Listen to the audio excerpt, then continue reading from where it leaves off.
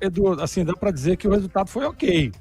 Por tudo que foi criado, né? Por tudo que foi jogado, um jogo realmente muito movimentado. Eu gostei do jogo, viu? Jogão de bola, né? Bem aberto o jogo.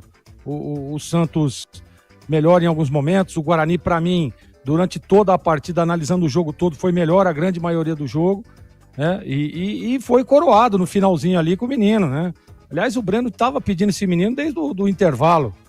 E o Matheus, né, só colocou no finalzinho e ele foi lá predestinado, meteu a bola na rede, foi um gol de centroavante.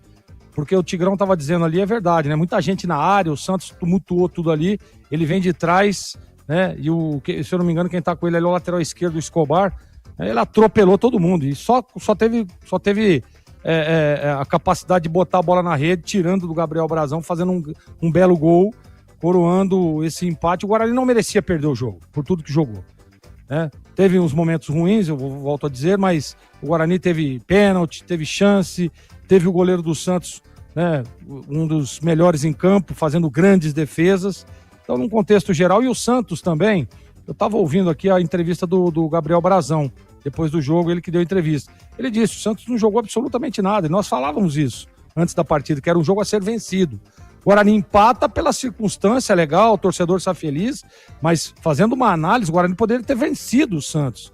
Se tivesse um pouquinho mais de tranquilidade, um pouquinho mais de calma, se o treinador fosse um pouquinho mais objetivo, principalmente nas substituições, né? Tivesse um pouco mais de capacidade nisso. Então, eu acho que faltou um pouquinho só para o Guarani vencer, mas o empate, do jeito que foi, da forma que foi, no último instante do jogo, né? Acho que deixou o torcedor contente. Mas o Guarani precisa melhorar.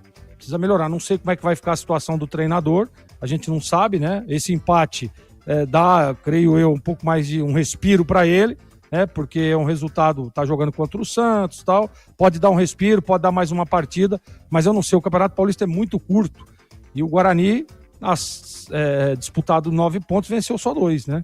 Empatou 2 partidas jogando em casa, né? Então esse tem que acender a luzinha amarela ali e ficar atento. Mas diante de todo o cenário, Kelvin, né? O menino, fiquei muito feliz, porque eu adoro quando o menino da base vai e resolve a situação. E ele é um baita do menino, qualidade, bom jogador. E vamos ver para as próximas, né? Porque eu acho que o torcedor, Edu, não vai aguentar ficar vendo esse Cachoeira, esse Maranhão, não, hein? Esse menino tem muito talento e merecido demais o gol, merecido o empate pro Guarani também, Edu. Kevin, K-E-W